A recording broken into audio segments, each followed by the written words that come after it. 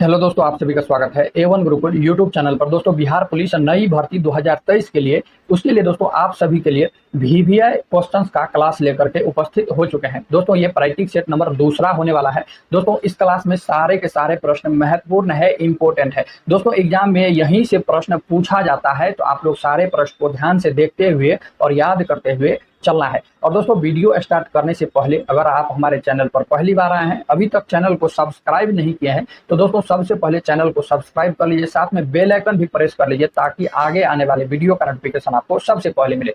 तो चलिए दोस्तों, आज का क्लास स्टार्ट करते हैं। देखते हैं पहला प्रश्न। दोस्तों, पहला प्रश्न है, दोस्तों आप सबको भी किसी प्रश्न का उत्तर मालूम हो तो उसका उत्तर कमेंट में जरूर लिखिएगा। इससे दोस्तों आपको कॉन्फिडेंस भी बढ़ता है और आपका प्रश्न भी याद होता है।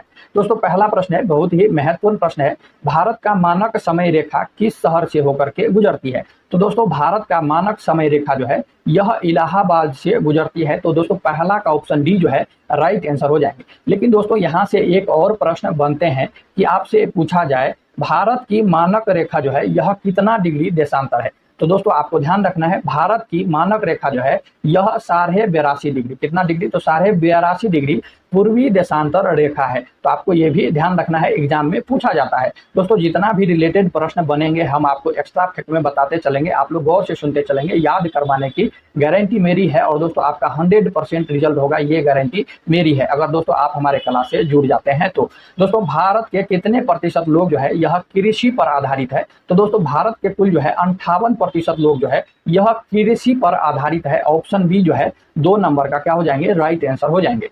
नेक्स्ट प्रश्न है, यदि आप कोलकाता से कन्याकुमारी जाते हैं तो कौन सा स्थान से होकर नहीं गुजरते हैं? दोस्तों, मान के चलिए आप कोलकाता से कन्याकुमारी जाना चाहते हैं तो कौन सा स्थान इनमें से जो है आप नहीं जाना पड़ेगा? तो दोस्तों, अगर आप कोलकाता से कन्याकुमारी जाते हैं तो आपको भुवनेश्वर से 100% गुजरना पड़ेगा, चेन्नई से भी गुजरना पड़ेगा, विशाखापत्तनम से भी गुजरना पड़ेगा। लेकिन दोस्तों, आपको सोलापुर से गुजरना नहीं पड़ेगा। तो पूछ रहा है कौन सा स्थान से आप नहीं गुजरेंगे? तो दोस्तों, सोलापुर से नहीं गुजरेंगे। और दोस्तों, यही इस क्वेश्चन का क्या हो जाएंगे?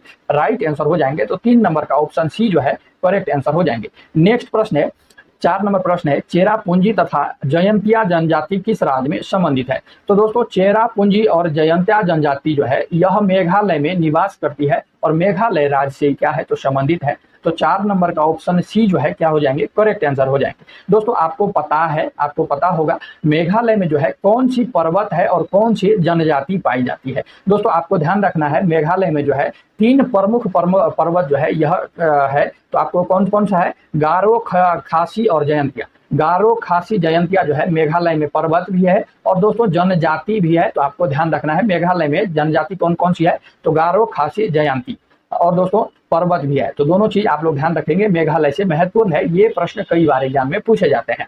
नेक्स्ट प्रश्न है, 5 नंबर प्रश्न है, बेहद ही महत्वपूर्ण प्रश्न है, VVI आप लोग कह सकते हैं इस प्रश्न को। जापान ने द्वितीय विश्व युद्ध में कब आत्मसमर्पण किया था? दोस्तों, जापान ने जो है यह द्वितीय विश्व युद्ध में जो है 14 अगस्त 1945 ईस्वी को जो है आत्मसमर्पण कर दिया था। 5 नंबर का ऑप्शन ए जो है क्या हो जाएंगे? राइट आंसर हो जाएंगे। दोस्तों, आपको पता है 6 अगस्त 1945 को 6 अगस्त 1945 को जो है अमेरिका ने जापान के हिरोशिमा नागासाकी पर जो है बम गिराया था। दोस्तों, 6 अगस्त को जो है यह नागासाकी पर जो है परमाणु बम अमेरिका के द्वारा गिराया गया था। और दोस्तों, दूसरा बम जो है 9 अगस्त 1945 को जो है यह नागासाकी हिरोशिमा पर जो है अमेरिका ने जो है परमाणु बम गिराया था। दोस्तों, 6 अगस्त को 1945 को नागासाकी पर जो है जो बम गिराया था, परमाणु बम का नाम क्या था? तो ये भी प्रश्न एग्जाम में पूछे जाते हैं। तो आपको ध्यान रखना है, 6 अगस्त 1945 ईस्वी को नागासाकी पर जो बम गिराया गया था उसका नाम जो है यह लिटिल बॉय था। क्या था? तो लिटिल बॉय था। और 9 अगस्त 1945 को जो है यह हिरोशिमा पर जो बम गिराया था उसका नाम आप लोग ध्यान रखेंगे फैट मैन था। क्या था? तो फैट मैन था। ये जो है एग्जाम में प्रश्न पूछा जाता है। तो आपको बम का भी, परमाणु बम का भी नाम ध्यान रखना है। और यह 14 अगस्त 1945 को जो है जापान ने द्वितीय विश्व युद्ध के दौरान जो है यह आत्मसमर्पण किया था। तो एक ऑप्शन जो है 5 नंबर का ऑप्शन ए राइट आंसर हो जाएंगे। दोस्तों, बहुत ही महत्वपूर्ण प्रश्न था, एक्स्ट्रा फैक्ट भी आपको ध्यान रखना चाहिए। नेक्स्ट प्रश्न है, नीलगिरी के पहाड़ी क्षेत्र में किसकी खेती जो है किया जाता है? दोस्तों, नीलगिरी नीलगिरी जो है यह तमिलनाडु का पर्वत है। नीलगिरी जो है कहाँ का पर्वत है, तो आपको ध्यान रखना है तमिलनाडु का पर्वत है। और दोस्तों वहां पर नीलगिरी पर्वत पर जो है यह कॉफी का उत्पादन जो है अत्यधिक मात्रा में किया जाता है। तो दोस्तों 6 नंबर का ऑप्शन सी जो है क्या हो जाएंगे, राइट आंसर हो जाएंगे। दोस्तों 7वां नंबर प्रश्न है, संयुक्त राज्य अमेरिका यूएसए ने किस जहाज ने जापान के हिरोशिमा पर बम गिराया था। दोस्तों हम आपको बताए हैं, दोस्तों यहाँ से प्रश्न आपके एग्जाम में पूछे जाते हैं, कई तरह के प्रश्न बनते हैं। अगर आप हमारे क्लास से जुड़ जाते हैं तो आपको दोस्तों सारे फैक्ट जो है, कुछ नहीं पढ़े हैं कोई दिक्कत नहीं है, हमारे चैनल के साथ जुड़ जाइए, आपको जो है सारे चीज हम आपको समझा देंगे और दोस्तों आपको याद हो जाएगा। दोस्तों संयुक्त राज्य अमेरिका ने किस जहाज से जापान के हिरोशिमा पर जो है यह बम गिराया था। तो दोस्तों 9 अगस्त 1945 को जो है जापान के हिरोशिमा पर अमेरिका के द्वारा जो बम गिराया गया था, फाइट माइन जो बम गिराया था, वह बॉक्सर जो है, यह बॉक्सर जहाज उसका नाम था। कौन सा जहाज से गिराया था, तो बॉक्सर जहाज से गिराया था। तो दोस्तों 7 का ऑप्शन बी जो है क्या हो जाएंगे, राइट आंसर हो जाएंगे। नेक्स्ट प्रश्न है, निम्नलिखित में से सबसे पहला जीवन मंडल आरक्षित क्षेत्र कौन सा है जिसे भारत में 1986 ईस्वी में जो है स्थापित किया गया था। तो यह दोस्तों नीलगिरी, किसे, तो नीलगिरी को स्थापित 1986 ईस्वी में किया था। और यह दोस्तों कहां पर है, तो यह तमिलनाडु का पहाड़ है। तो ऑप्शन बी जो है 8 नंबर का क्या हो जाएंगे, राइट आंसर हो जाएंगे। और दोस्तों नीलगिरी पर जो है यह कॉफी का उत्पादन किया जाता है। ये भी प्रश्न आपके पीछे पहले हुआ था।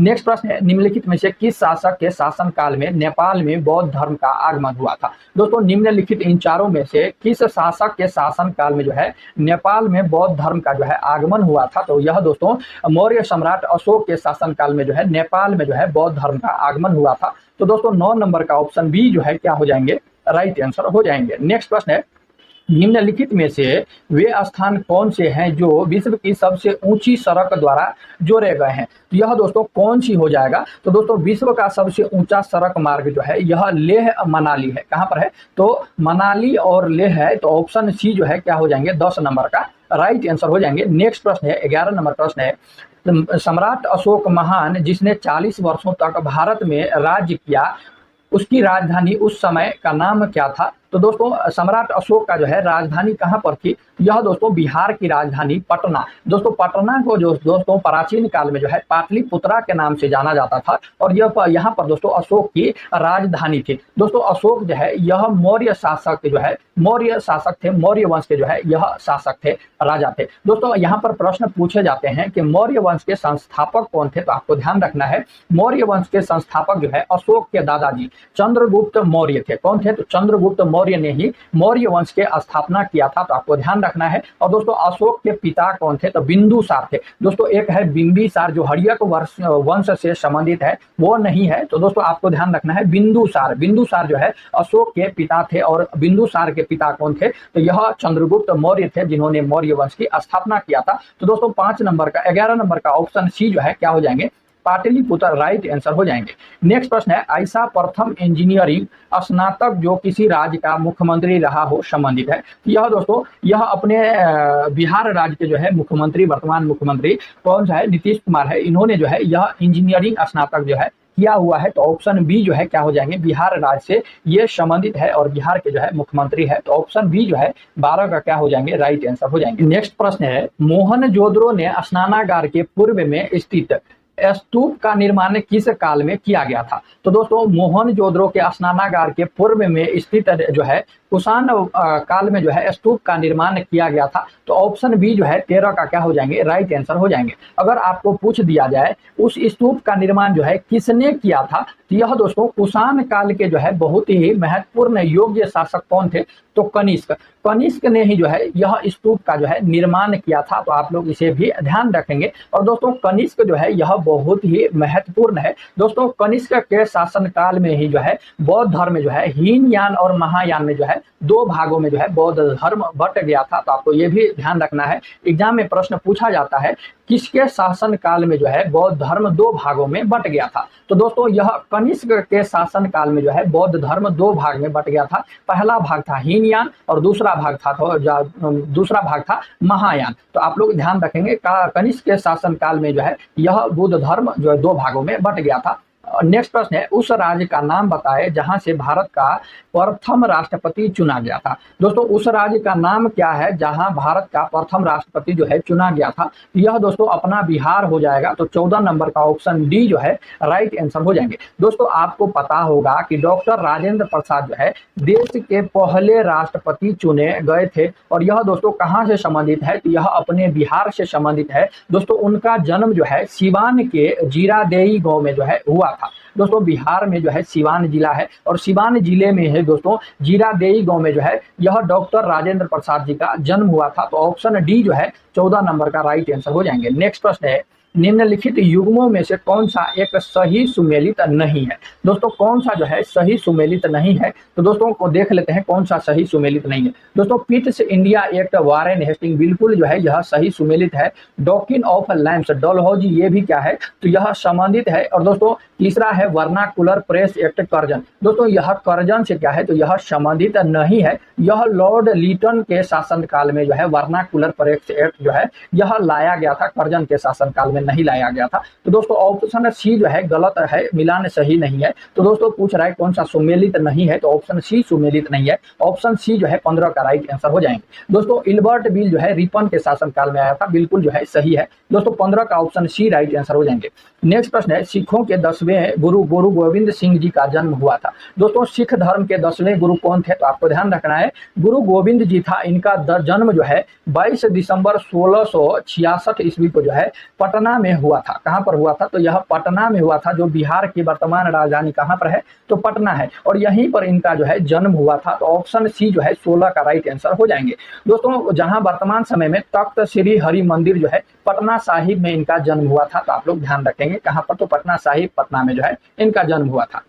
और दोस्तों सिख धर्म के संस्थापक कौन थे? तो आपको ध्यान रखना है गुरु नानक देव जी जो है यह सिख धर्म के पहले गुरु थे, और इन्होंने ही सिख धर्म की स्थापना किया था। नेक्स्ट प्रश्न है, 1946 में गठित अंतरिम सरकार में डॉक्टर राजेंद्र प्रसाद किस विभाग के जो है यह मंत्री थे? तो दोस्तों 1946 में गठित अंतरिम सरकार में जो है डॉक्टर राजेंद्र प्रसाद जो है यह खाद्य एवं कृषि मंत्री थे। तो ऑप्शन सी जो है क्या हो जाएंगे? 17 का राइट आंसर हो जाएंगे। नेक्स्ट प्रश्न है, वैश्विक तापमान के बढ़ने की समस्या से निपटने के लिए अपने लोगों पर कार्बन कर लगाए जाने का प्रस्ताव करने वाला विश्व का पहला देश निम्नलिखित में से कौन सा है? तो दोस्तों विश्व का पहला देश जो है यह न्यूजीलैंड है। तो 18 का ऑप्शन डी राइट आंसर हो जाएंगे। नेक्स्ट प्रश्न है, निम्नलिखित में से कौन सा राष्ट्रीय राजमार्ग महाराष्ट्र, छत्तीसगढ़, ओडिशा से होकर गुजरता है? दोस्तों कौन सा राष्ट्रीय राजमार्ग जो है यह महाराष्ट्र, छत्तीसगढ़ और ओडिशा राज्य से होकर के गुजरती है? तो आपको ध्यान रखना है यह राष्ट्रीय राजमार्ग जो है यह 6 है। कौन सा है? तो राष्ट्रीय राजमार्ग संख्या 6 है। ऑप्शन सी जो है 19 का राइट आंसर हो जाएंगे। नेक्स्ट प्रश्न है, रुपये का सिक्का सबसे पहले किसने चलाया था? दोस्तों रुपये का सिक्का जो है सबसे पहले जो है यह शेरशाह ने चलाया था। ऑप्शन ए जो है 20 का राइट आंसर हो जाएंगे। नेक्स्ट प्रश्न है, विनोबा भावे किससे संबंधित थे? दोस्तों विनोबा भावे जो है यह पवनार से संबंधित थे। तो 21 का ऑप्शन ए जो है क्या हो जाएंगे? राइट आंसर हो जाएंगे। दोस्तों नेक्स्ट प्रश्न है, 22 नंबर प्रश्न है, ब्यूटी इज ट्रूथ। दोस्तों ट्रूथ इज ब्यूटी पुस्तक जो है यह किसने लिखा है? तो आपको ध्यान रखना है, ऑप्शन देख लेते हैं। ऑप्शन जो है जॉन कीट्स हो जाएंगे। कौन हो जाएंगे? तो यह इस पुस्तक के लेखक जो है जॉन कीट्स है। ऑप्शन बी जो है 22 नंबर का राइट आंसर हो जाएंगे। नेक्स्ट प्रश्न है, रुपये की परिवर्तनीयता का मतलब है। दोस्तों रुपये की परिवर्तनीयता का जो है क्या मतलब है? तो आपको ध्यान रखना है यह रुपये को अन्य प्रमुख मुद्राओं में या इसके विपरीत रुपये का परिवर्तन कर देना ये होता है। तो दोस्तों 23 नंबर का ऑप्शन सी जो है राइट आंसर हो जाएंगे। दोस्तों ये इकोनॉमिक्स का प्रश्न है, और इकोनॉमिक्स का प्रश्न ऐसे ही होता है। और दोस्तों एग्जाम में भी इकोनॉमिक्स का प्रश्न आप लोग देखते हैं कि पूछे जाते हैं।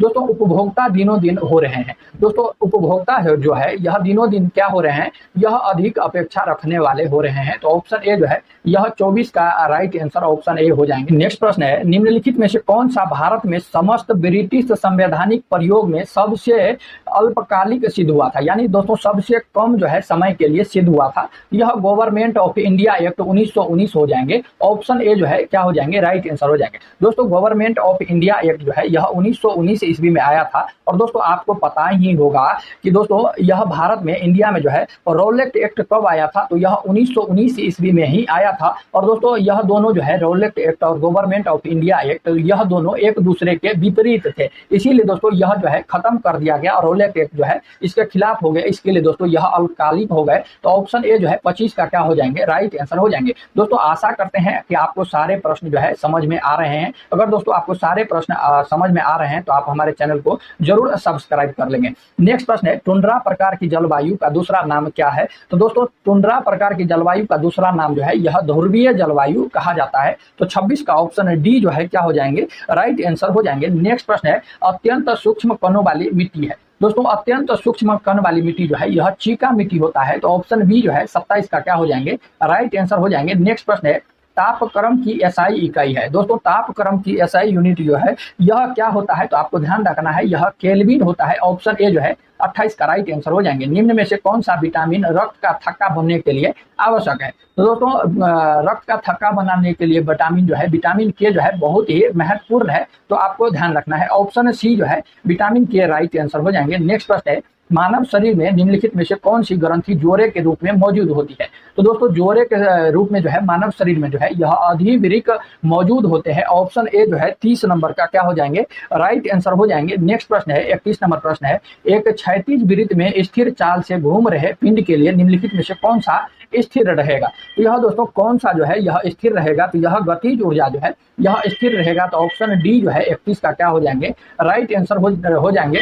नेक्स्ट प्रश्न है, हेपेटाइटिस बी विषाणु का उद्भवन काल होता है। तो यह दोस्तों कितना जो है इसका समय अवधि होता है? तो हेपेटाइटिस बी विषाणु का उद्भवन काल जो है 1 से 6 महीना होता है, यानी कि 30 दिन से दोस्तों 6 महीना में 180 दिन होता है। तो इसका दोस्तों यह काल जो है 30 दिन से 180 दिन हो जाएंगे। तो ऑप्शन बी जो है क्या हो जाएंगे, राइट आंसर हो जाएंगे। अगर दोस्तों आपको दिन में रहे चाहे माह में रहे, आपको कंफ्यूज नहीं होना है।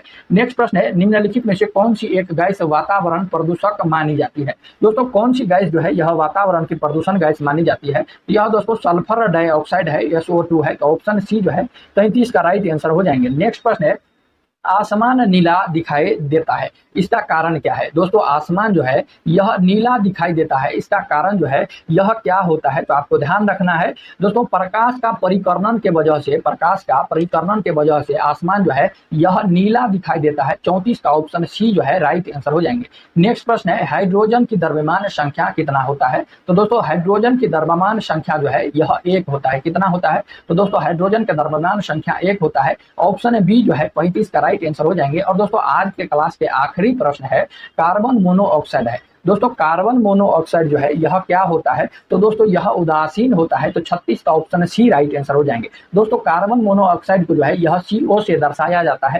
कार्बन मोनोऑक्साइड जो है यह गाड़ियों के ईंधन से, गाड़ियों जो आप लोग चलाते हैं मोटरसाइकिल कार, उसके धुएं में जो है यह कार्बन और मोनोऑक्साइड पाए जाते हैं। और दोस्तों कोयला को भी जलाने से कार्बन मोनोऑक्साइड निकलता है, जो अत्यंत क्या होते हैं, तो यह जहरीली गैस होते हैं। इससे आदमी की, मनुष्य की, जीव की जो है यह मृत्यु तक हो जाती है। तो आपको ध्यान रखना है। और दोस्तों कार्बन मोनोऑक्साइड जो है यह एक रंगहीन, गंधहीन और स्वादहीन और दोस्तों अत्यंत विषैले गैस होते हैं। तो आपको ध्यान रखना चाहिए, जो आपके गाड़ी से और कोयला को जलाने से ये गैस जो है उत्पन्न होती है, और यह दोस्तों उदासीन होती है। तो 36 नंबर का ऑप्शन सी जो है राइट आंसर हो जाएंगे। दोस्तों आशा करते हैं आपको सारे प्रश्न जो है बेहद हेल्पफुल लगा है। इंपॉर्टेंट सारे प्रश्न थे दोस्तों जो हम आपको बताने का प्रयास किए। अगर दोस्तों आप सारे प्रश्न समझ गए हैं तो दोस्तों चैनल को सब्सक्राइब जरूर कर दीजिए। और दोस्तों आप सारे प्रश्न अगर समझ गए हैं तो नीचे लाइक का बटन दिया गया है, तो लाइक करके हमें बता दीजिए कि आप सारे प्रश्न समझ गए हैं। चलिए दोस्तों मिलते हैं नेक्स्ट वीडियो में, तब तक के लिए जय हिंद।